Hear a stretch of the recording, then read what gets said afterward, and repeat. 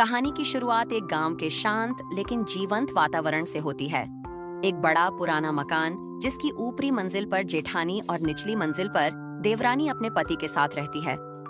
दोनों भाभियों के बीच रिश्ते कभी कभी खट्टे मीठे होते हैं, लेकिन घर के नियमों और परिवार की परंपराओं ने दोनों को बंधे रखा है। देवयानी निचली मंजिल पर अपने पति के साथ रहती है। उसका जीवन काफी संघर्षपूर्ण है। उसे रोजाना घर के काम, खेत का काम और परिवार की जिम्मेदारी निभानी होती है। वह हमेशा व्यस्त रहती है और अक्सर उसे यह महसूस होता है कि उसकी मेहनत को कोई महत्व नहीं देता। ऊपरी मंजिल पर जेठानी रहती है, जो घर की बड़ी बहू है। उसका स्वभाव कड़क है और वह घर के सभी फैसले अपने हिसाब से लेती है। उसका मानना है कि देवरानी को उसका सम्मान करना चाहिए क्योंकि वह छोटी बहू है। जेठानी अक्सर देवरानी को आदेश देती है, जिससे उनके रिश्ते में तनाव रहता है। एक दिन देवरानी और जेठानी के बीच घरेलू काम को लेकर बहस हो जाती है। जेठानी देवरानी से कहती है कि वह घर का पूरा काम अकेले ही संभाले, जबकि देवयानी को यह अनुचित लगता है। दोनों के बीच कहासुनी हो जाती है और जेठानी देवयानी को अपमानित करने की कोशिश करती है। देवरानी को इस अपमान से बहुत चोट पहुंचती है, लेकिन वह अपने आत्मसम्मान को बनाए रखती है। वह सोचती है कि आखिर कब तक वह यह सहन करेगी। देवरानी को एहसास होता है कि उसे खुद के लिए खड़ा होना होगा। वह धीरे धीरे अपने अंदर आत्मविश्वास को विकसित करती है और जेठानी के सामने अपनी बात रखने का फैसला करती है। अगले दिन देवरानी पूरी आत्मविश्वास के साथ जेठानी से मिलती है। वह बिना डरे अपनी बात कहती है और बताती है कि अब वह किसी का अपमान नहीं सहन करेगी। देवरानी अपने काम और जिम्मेदारियों को समझती है, लेकिन वह अब सम्मान की मांग करती है। जेठानी उसकी इस बदली हुई सोच से हैरान हो जाती है। धीरे धीरे देवरानी और जेठानी के बीच का रिश्ता बदलने लगता है। अब जेठानी भी देवरानी की मेहनत और स्वाभिमान को पहचानने लगती है। वे दोनों मिलकर घर और परिवार की जिम्मेदारियों को बांटने का फैसला करती हैं। इससे उनका रिश्ता और मजबूत हो जाता है। अंत में देवरानी को यह महसूस होता है कि उसने अपने आत्मसम्मान और अधिकारों के लिए सही कदम उठाया। अब वह अपने जीवन में पहले से ज्यादा संतुष्ट और खुश है। जेठानी के साथ उसका रिश्ता भी अब सम्मान और समझदारी पर आधारित है। पूजा और स्नेहा स्टेशन पर ट्रेन पकड़ने पहुंचती हैं। स्नेहा थोड़ा परेशान है क्योंकि पूजा ने टिकट की जिम्मेदारी अपने ऊपर ले रखी है। ट्रेन आने ही वाली है और पूजा अभी भी नाश्ते का सामान खरीदने में व्यस्त है। स्नेहा आवाज लगाती है, पूजा, ट्रेन छूट जाएगी, जल्दी आ। ट्रेन आने के बाद दोनों अपनी सीट पर पहुंचती हैं, जहां पूजा ने ऊपरी बर्थ का दावा कर लिया है और स्नेहा को नीचे की बर्थ दी है। स्नेहा थोड़ा नाराज हो जाती है, लेकिन पूजा मजाक में कहती है, ऊपर ननद का राज और नीचे भाभी का आराम। लंच के समय पूजा का बैग ऊपर की बर्थ पर है। वो स्नेहा से कहती है, भाभी जरा बैग निकाल दो ना। स्नेहा अपनी झिझक छोड़कर कहती है, ऊपर बैठने की कीमत तो चुकानी पड़ेगी ना। पूजा थोड़ी शर्मिंदा होकर कहती है, अरे माफ कर दो। सफर लंबा है तो दोनों टाइम पास के लिए अंताक्षरी खेलना शुरू कर देती हैं। ट्रेन के बाकी यात्री भी उनके खेल में शामिल हो जाते हैं। स्नेहा को गाने का शौक है और वो मजेदार गाने गाती है। पूजा अपने जोशीले अंदाज में उसका साथ देती है। रात को जब सब सो रहे हैं, स्नेहा और पूजा दिल की बातें करने लगती हैं। स्नेहा पूजा से कहती है कि उसे अपनी ननद के रूप में एक दोस्त मिली है। पूजा भी इमोशनल होकर कहती है कि भाभी तो उसके लिए बहन जैसी हैं। दोनों हंसते हुए गले लग जाती हैं। सुबह होते ही गंतव्य पर पहुंचते हैं। दोनों के बीच की हल्की नोकझोंक और मजाक भरा सफर खत्म होता है, लेकिन दोनों एक दूसरे के और करीब आ जाती हैं। स्टेशन पर उतरते वक्त पूजा कहती है, अब अगली बार मैं नीचे और तुम ऊपर। इस तरह पूजा और स्नेहा की यह यात्रा केवल एक सफर नहीं थी, बल्कि दोनों के बीच के रिश्ते को मजबूत बनाने का एक अवसर थी। कहानी शुरू होती है एक छोटे से गांव से, जहां मिट्टी की सौंधी खुशबू, हरे भरे खेत और सादगी भरा जीवन दिखाया गया है। गांव के लोग अपने काम में लगे हुए हैं। छोटे बच्चे खेल रहे हैं, महिलाएं चूल्हा जलाकर रोटियां बना रही हैं और पुरुष खेतों में काम कर रहे हैं। इसी गांव में रहती है राधा, गरीब किसान की बेटी, जिसे अपनी पढ़ाई का बहुत शौक है। राधा का परिवार बेहद गरीब है। उसके पिता कर्ज में डूबे हुए हैं और दिन रात मेहनत करके भी परिवार की बुनियादी जरूरतें पूरी नहीं कर पा रहे हैं। राधा की पढ़ाई का खर्च भी बहुत मुश्किल से निकलता है। एक दिन पिता घर आते हैं। उनके चेहरे पर चिंता की लकीरें साफ दिख रही हैं। वे घर की आर्थिक स्थिति के बारे में सोचते हुए बैठ जाते हैं।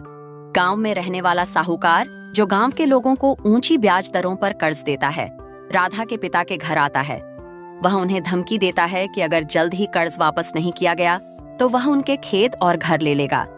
लेकिन फिर वह एक खौफनाक प्रस्ताव रखता है, अगर राधा की शादी उसके बेटे से कर दी जाए तो कर्ज माफ कर दिया जाएगा। राधा के पिता सदमे में आ जाते हैं और यह बात राधा तक पहुंच जाती है। राधा यह सुनकर आहत होती है, लेकिन अपने पिता की हालत देखकर चुप रहती है। वह अपने पिता से कहती है कि वे उसकी पढ़ाई के लिए उसे शहर भेज दें। राधा जानती थी कि शिक्षा ही उसका सच्चा हथियार है। वह ठान लेती है कि वह इस कठिन समय का सामना करेगी और अपने परिवार की मदद करेगी। अगले दिन राधा गांव छोड़ने की तैयारी करती है। गांव के लोग उसे विदा करने आते हैं। उसकी माँ आंसुओं में डूबी हुई है, लेकिन राधा का चेहरा आत्मविश्वास से भरा हुआ है। वह जानती है कि वह वापस आएगी और अपने परिवार को इस संकट से उबारेगी। ट्रेन चलने लगती है और राधा शहर की ओर रवाना हो जाती है। शहर में आकर राधा को अनेक कठिनाइयों का सामना करना पड़ता है। उसे एक छोटी सी जगह में रहना पड़ता है, जहां हर दिन की जद्दोजहद होती है। वह दिन रात मेहनत करके अपनी पढ़ाई पूरी करती है और साथ ही एक छोटी नौकरी भी पकड़ लेती है। हर दिन की चुनौतियों को पार करते हुए वह अपनी मंजिल की ओर बढ़ती जाती है। कई वर्षों की मेहनत और संघर्ष के बाद राधा एक सरकारी परीक्षा में उत्तीर्ण हो जाती है और उसकी नौकरी लग जाती है। वह अपने परिवार को खबर देती है और यह सुनकर उनके पिता की आंखों में गर्व के आंसू आ जाते हैं। राधा ने अपने परिवार का कर्ज चुकाने और उन्हें सम्मान की जिंदगी देने का वादा पूरा कर दिया है। राधा अब एक सफल नौकरी में है और अपने गांव लौटती है। गांव के लोग उसकी इस कामयाबी पर गर्व महसूस करते हैं। उसकी वापसी से उसके परिवार की सारी चिंताएं खत्म हो जाती हैं। राधा अब अपने गांव में एक स्कूल खोलने का फैसला करती है, ताकि गांव की और बेटियां भी अपनी शिक्षा को आगे बढ़ा सकें। गांव की सुंदर और चंचल दो बहनें, सविता और कविता, एक ही दिन अपने जीवन का सबसे महत्वपूर्ण दिन बिता रही थीं, उनकी शादी का दिन। दोनों बहनों की शादी दो भाइयों से हुई थी। सविता की शादी बड़े भाई राजेश से और कविता की शादी छोटे भाई रमेश से हुई थी। शादी की धूमधाम, बाजे गाजे और रिश्तेदारों के बीच दोनों बहनें बेहद खुश थीं। शादी के बाद जब विदाई का समय आया तो दोनों बहनों के दिल में थोड़ी घबराहट और दुख था। विदाई के बाद वे दोनों अपने अपने पति के साथ ससुराल पहुंची। घर में सभी ने उनका स्वागत किया। अब दोनों बहनों को उनकी अपनी पहली रात का इंतजार था। एक तरफ खुशी थी तो दूसरी तरफ थोड़ी चिंता भी कि सब कुछ ठीक होगा या नहीं। सविता जब अपने कमरे में दाखिल हुई तो वहां फूलों से सजी हुई पलंग थी। राजेश पहले से ही वहां था और सविता को देखते ही मुस्कुरा उठा। दोनों की आंखों में थोड़ी शर्म और खुशी थी। राजेश ने सविता के हाथ को पकड़ा और कहा, आज से हमारा एक नया सफर शुरू हो रहा है। मुझे उम्मीद है कि हम साथ मिलकर इसे खूबसूरत बनाएंगे। सविता ने मुस्कुराकर सहमति जताई। दूसरी तरफ कविता भी अपने कमरे में पहुंची, जहां रमेश उसका इंतजार कर रहा था। रमेश थोड़ा मजाकिया स्वभाव का था। उसने कहा, तो तुम सच में मेरी पत्नी बन गई हो? मुझे तो यकीन ही नहीं हो रहा। कविता ने हंसते हुए कहा, हाँ, और अब तुम्हें मुझे हमेशा के लिए झेलना पड़ेगा। दोनों हंसी मजाक में खो गए और धीरे धीरे रात आगे बढ़ी। रात के देर होते ही दोनों बहनों ने सोने से पहले एक दूसरे से बात करने का फैसला किया। सविता और कविता ने अपने अपने पतियों के साथ हुई मुलाकातों के बारे में एक दूसरे को बताया। दोनों के अनुभव अलग थे, लेकिन एक दूसरे की बात सुनकर वे और भी करीब हो गईं। उन्होंने हंसी मजाक किया और एक दूसरे को नसीहतें दी कि कैसे अपने अपने पतियों के साथ रिश्ता बनाए रखना है। सुबह होते ही दोनों बहनें नई जिम्मेदारियों और उम्मीदों के साथ अपने नए जीवन की शुरुआत करने के लिए तैयार थीं। घर के आंगन में सूरज की किरणें फैल रही थीं और चिड़ियों की चहचहाहट से माहौल खुशनुमा था। सविता और कविता अब अपने अपने पति के साथ एक नया सफर शुरू करने के लिए तैयार थीं, जिसमें प्यार, विश्वास और आपसी समझ की बुनियाद होगी। शादी के बाद दोनों बहनें अक्सर एक दूसरे से मिलने जातीं। वे अपने अपने पतियों के साथ खुश थीं और एक दूसरे को खुश रहने की सलाह देतीं। उन्होंने मिलकर अपने भविष्य की योजनाएं बनाईं, जहां वे एक साथ परिवारों को बढ़ाने और एक नई जिंदगी को बेहतर बनाने का सपना देख रही थीं। गांव के बीचों बीच एक छोटे से घर में आज एक खास दिन था। घर के आंगन में हलचल मची हुई थी। आज रमेश की नई बहू राधा पहली बार इस घर में कदम रख रही थी। शादी के बाद ससुराल में पहला दिन, राधा का दिल जोर जोर से धड़क रहा था। हर लड़की की तरह उसे भी अपने नए परिवार से मिलने का इंतजार था, लेकिन सबसे ज्यादा उसे ससुर से मिलने का डर था।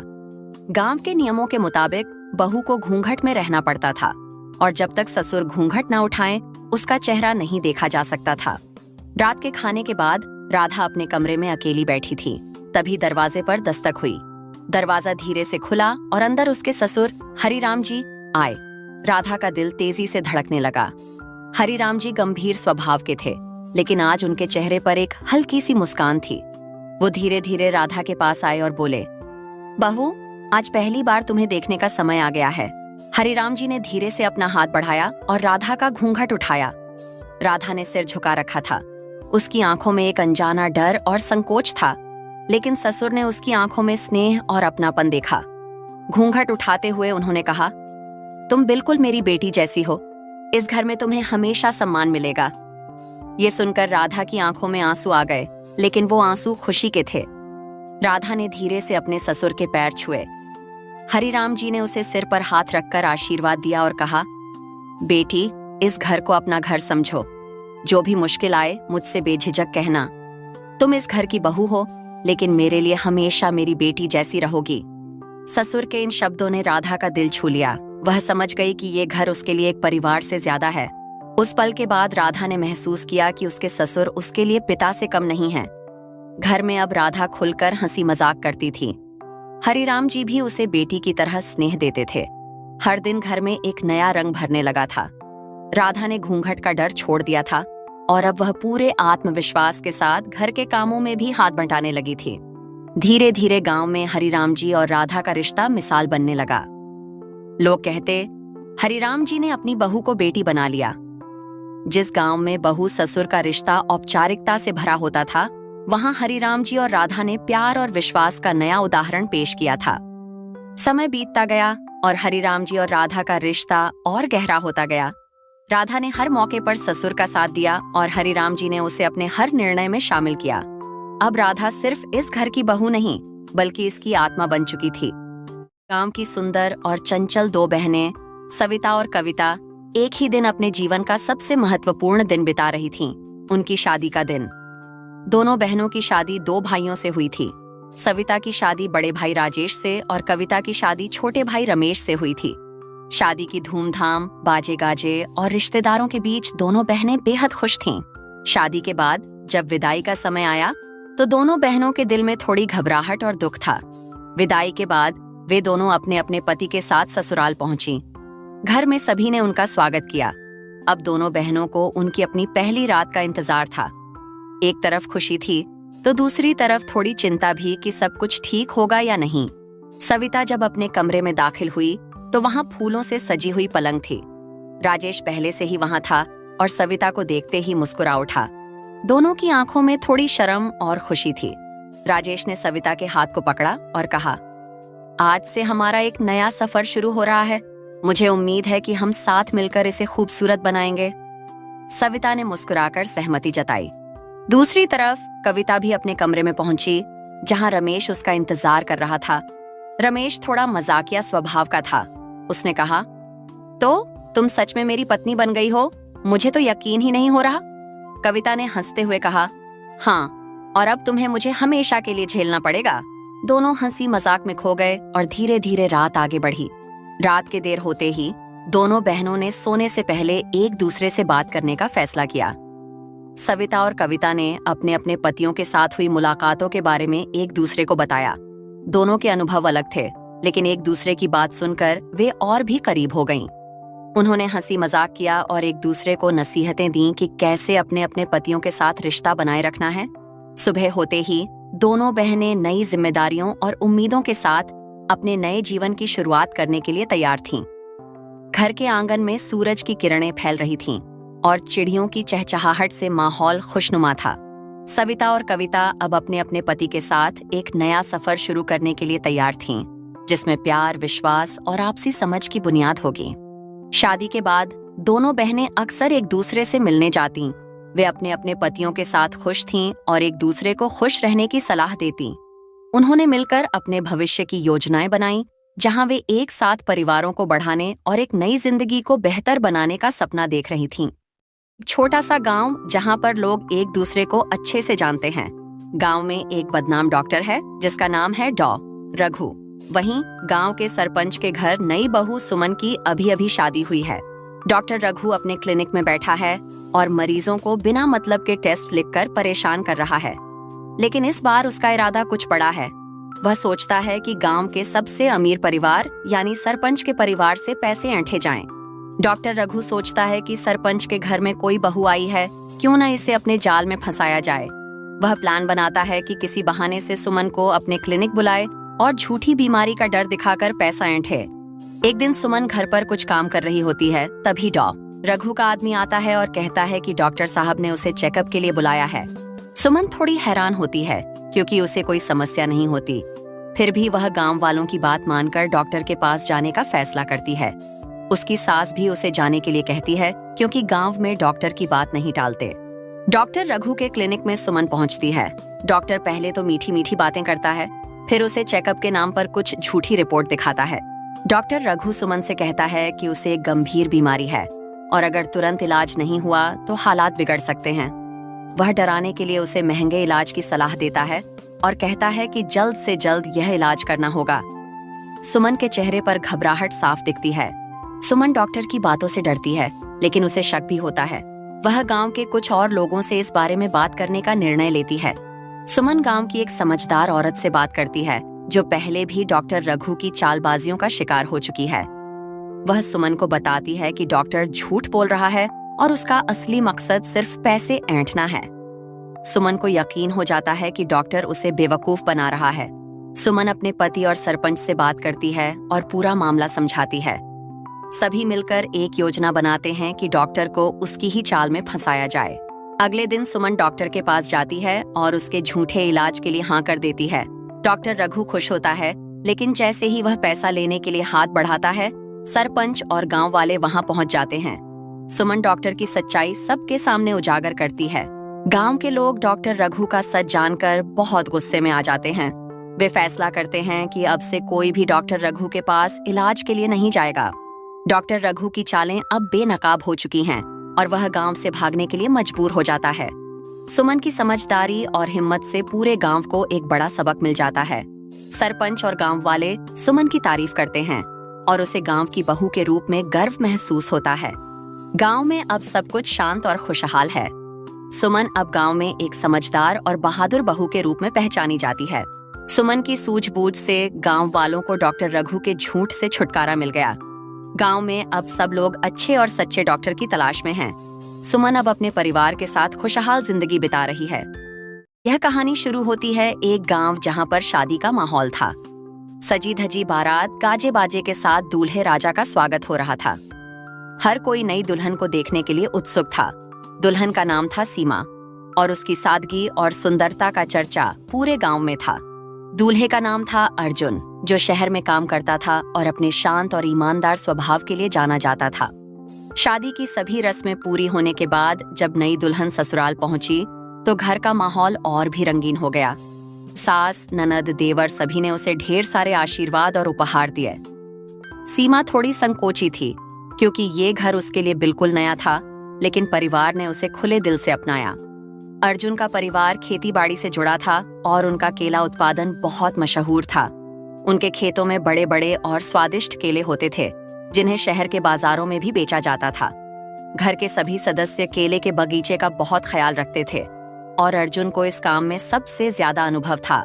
शादी के बाद की सुबह जब सीमा उठी तो उसकी सास ने कहा, बहू, हमारे यहाँ एक परंपरा है। नई बहू को खेत में जाकर सबसे लंबा केला चुनना होता है। यह हमारे यहाँ के शुभ कार्यों में गिना जाता है। सीमा थोड़ी घबराई, लेकिन उसने सिर हिलाकर सहमति जताई। अर्जुन ने उसे हल्की मुस्कान के साथ हौसला दिया और कहा, तुम चिंता मत करो, मैं तुम्हारे साथ चलूंगा। सीमा और अर्जुन केले के खेत की ओर निकल पड़े। खेतों में हर ओर हरे भरे केले के पेड़ लहलहा रहे थे।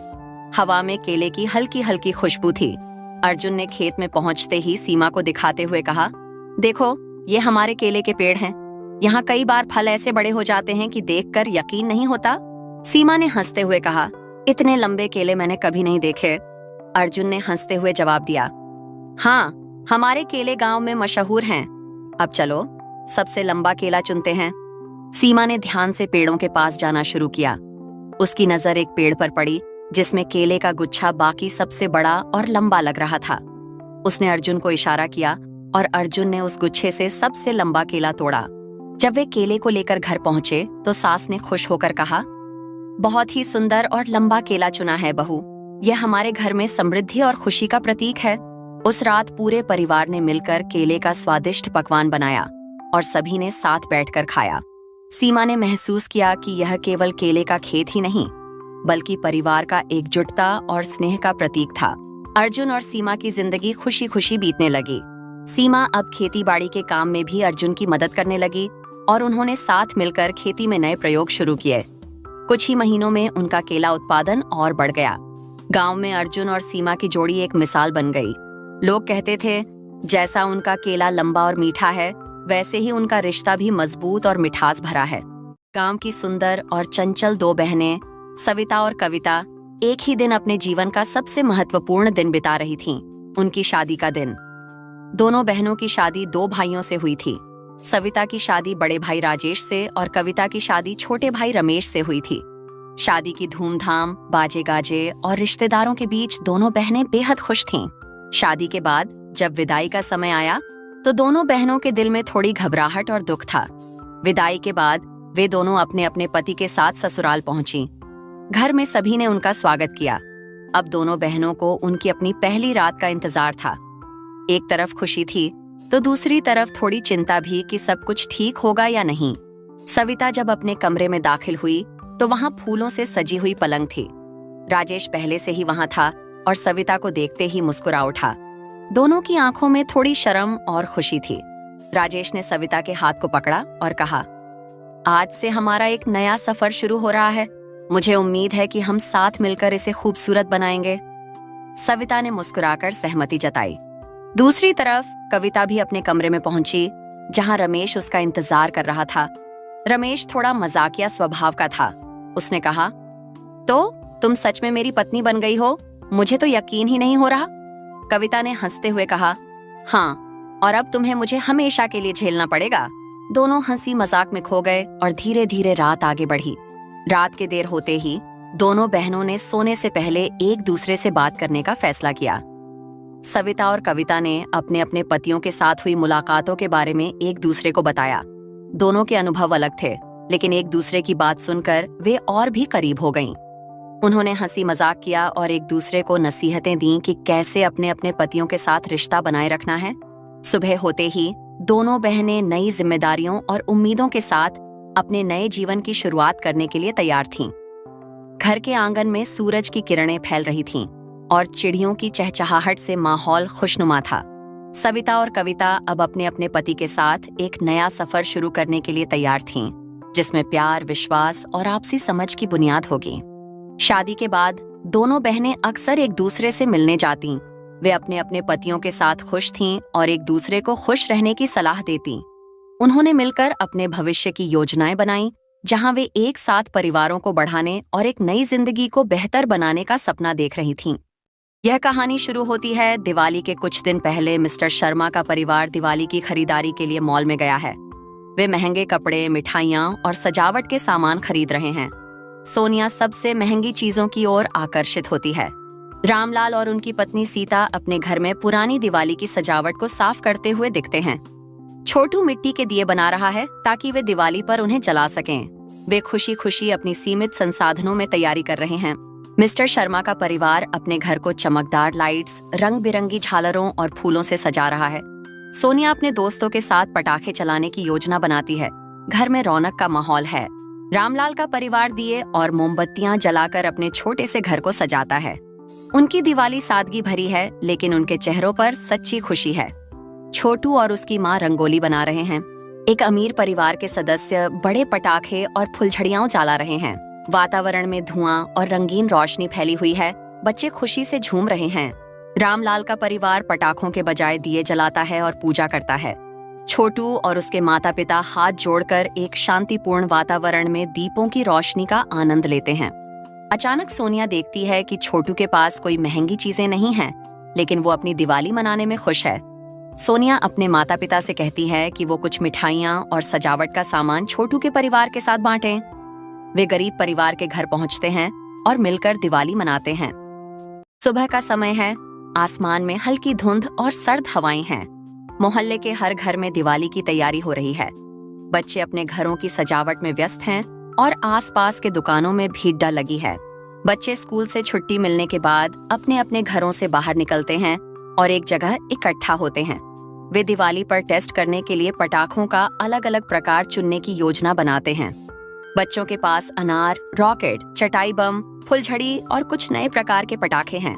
वे हर एक को ध्यान से देखते हैं और उनकी खूबियों पर चर्चा करते हैं। बच्चों का पहला टेस्ट अनार से शुरू होता है। एक बच्चा अनार जलाने के लिए आगे आता है और सभी दूर खड़ी डीढे होकर अनार से निकलने वाली रोशनी और चिंगारियों को देखते बच्चे अब फुलझड़ी जलाने का आनंद लेते हैं। सभी एक एक फुलझड़ी जलाते हैं और उसके साथ खेलने लगते हैं, हवा में घुमाते हैं और अलग अलग आकार बनाते हैं। बच्चे एक खाली मैदान में रॉकेट का टेस्ट करते हैं। वे रॉकेट को सुलगाते हैं और देखते हैं कि वह तेजी से ऊपर उठकर आसमान में फटता है और रंग बिरंगी रोशनी बिखेरता है। बच्चों का अगला टेस्ट चटाई बम पर है। चटाई बम की धमक पूरे मोहल्ले में गूंजती है, जिससे बच्चे पहले चौंकते हैं फिर हंसते हैं। बच्चों ने एक नए प्रकार का पटाखा खरीदा है, रंगीन स्पिनर। जैसे ही स्पिनर जलाया जाता है वह तेजी से घूमता है और चारों ओर रंगीन रोशनी फैलाता है। बच्चे उत्साहित होकर तालियां बजाते हैं। अचानक एक पटाखा फटने में देरी हो जाती है। बच्चे इस पर ध्यान देते हैं और सुरक्षा के उपाय अपनाने पर चर्चा करते हैं। वे दूर से ही उसे देख रहे हैं और अपनी सुरक्षा का ध्यान रख रहे हैं। अंत में बच्चे अपने अपने घरों में वापस लौटते हैं और अपने परिवार के साथ दियों की रोशनी और मिठाइयों का आनंद लेते हैं। सभी के चेहरों पर दिवाली की खुशी है। यह कहानी बच्चों के उत्साह, दोस्ती और दिवाली के त्योहार की रौनक का चित्रण करती है। इस यात्रा में वे न केवल पटाखों का मजा लेते हैं, बल्कि सुरक्षा का महत्व भी समझते हैं।